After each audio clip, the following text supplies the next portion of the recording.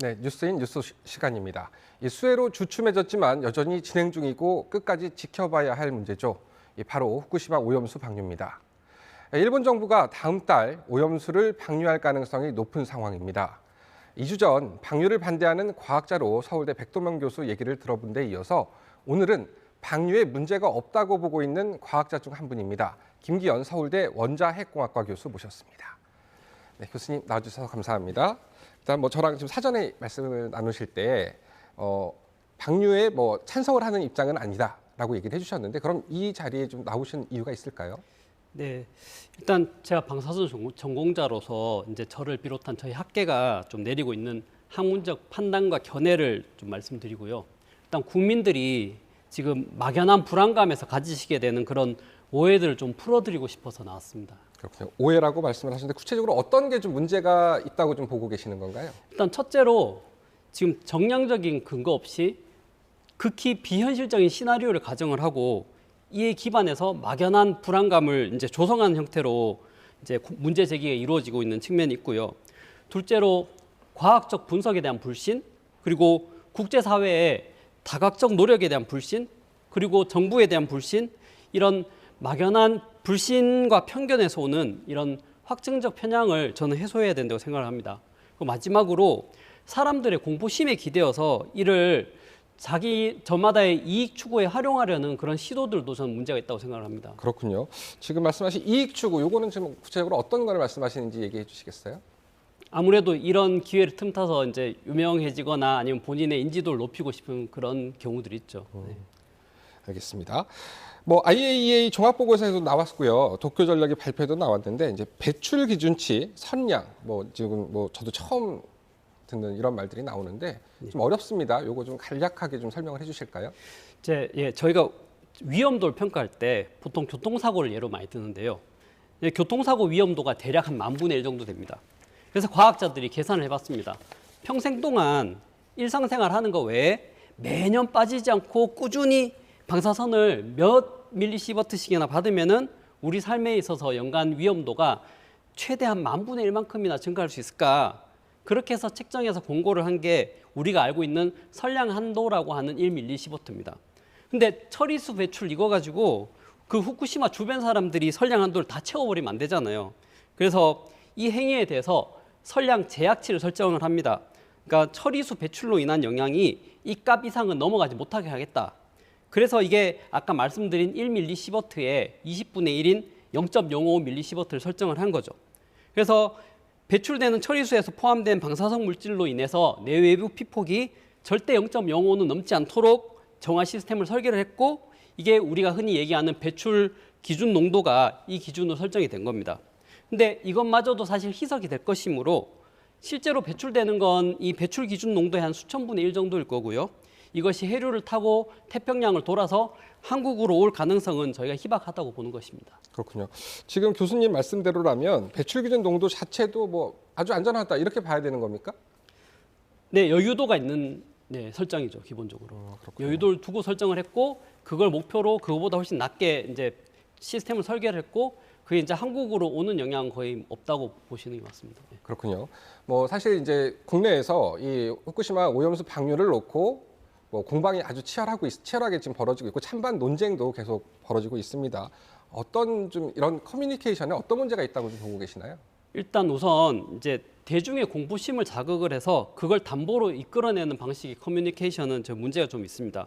사람들의 이성과 합리적 판단을 충분히 이끌어내지 못하는 상황에서 대중이 쉽게 휘둘릴 수 있는 그런 점을 이용해서 이제 편향된 의도를 주입을 하거나 아니면 사회 혼란을 야기시킬 수 있는 요소가 많다고 생각하고요. 특히나 극단적인 결과들, 그러니까 위해의 종착점에 근거해서 위험도, 리스크를 논하는 것은 되게 오해의 소지가 많고요. 아까 제가 말씀드린 정량적이지 못한 문제 제기가 될 수 있습니다.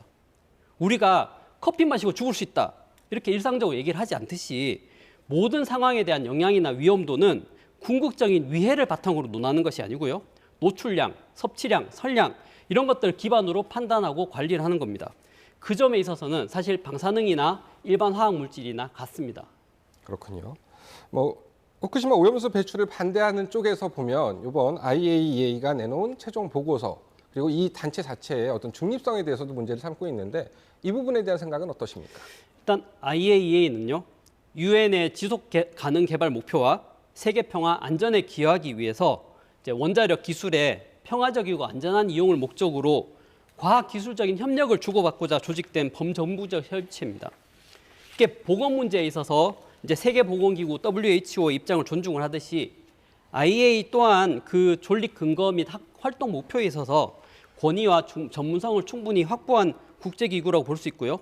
전 세계에 원자력을 이용하는 대부분 국가들의 이 원자력 안전 법령이 사실 IAEA에서 제시하는 안전 기준 지침을 따르고 있습니다.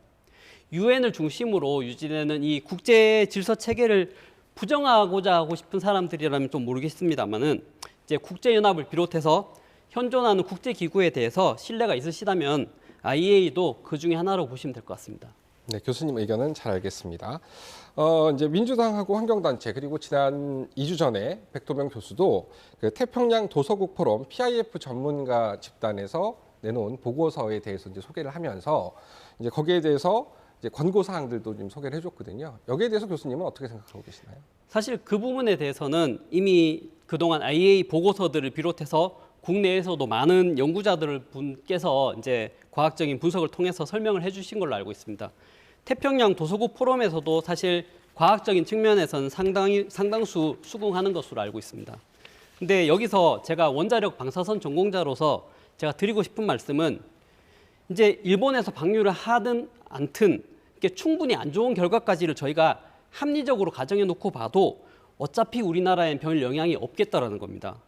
킨스 주간하에 매년 수백 군데 위치해서 주기적으로 해수 방사능을 비롯해서 전 국토의 환경 방사능들을 감시를 하고 있는데 후쿠시마 사고가 나고 조금 시간이 흘렸던 10년 전이나 지금이나 그리고 10년 후나 20년 후나 우리 바다는 우리나라는 그 데이터가 똑같을 거랍니다.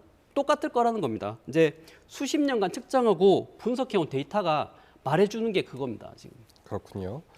자, 뭐 지난 2주 전에 백도명 교수한테도 똑같이 드린 질문인데 사실 이제 오염수 방류, 특히 원전 사고로 인한 오염수 방류는 사실 이제 전무후무했던 일 중에 하나이기 때문에 사실 사람들의 또 막연한 불안감 이런 것들이 좀 충분히 있고요. 또 인류가 좀 처음 겪는 일이기 때문에 이걸 좀 바라봐야 되는 시선들이 좀 있을 것 같습니다. 이걸 어떻게 봐야 될까요? 이 사실 원자력 발전소 사고가 전무한 일까지는 아니고요. 더 영향이 컸던 사고가 40년 전에 한번 난 적이 있긴 합니다. 그리고 오염수 방류도 전례 없는 일이 아닌가요? 오염수 방류는 뭐 그전에는 좀 많이 있었고요. 사실 많이 있었고요.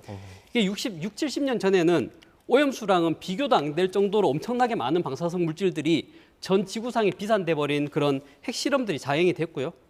근데 그게 제가 잘했다는 건 아니고 이제 여기서 이런 인류가 직면할 갈등, 그러니까 도전들에 대해서 이게 패닉과 감정적 갈등이 그 해결책을 제시한다기보다는 사실 합리적인 사고랑 지성이 저희가 문제를 해결하는 열쇠가 되었다고 생각을 합니다.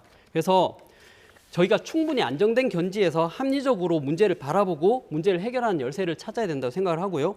그럼 마지막으로 제가 아까 잠깐 말씀드렸던 것처럼 이 문제를 바라보는 데 있어서 이 원자력 방사선이 마냥 뭔가 특별하다라는 그런 패러다임과 막연한 공포에서도 이제는 조금 벗어나서 보다 상식적이고 합리적인 견지에서 이 상황을 판단할 수 있었으면 좋겠습니다. 네, 교수님 말씀 여기까지 듣겠습니다. 바쁘신데 나와주셔서 감사합니다. 감사합니다.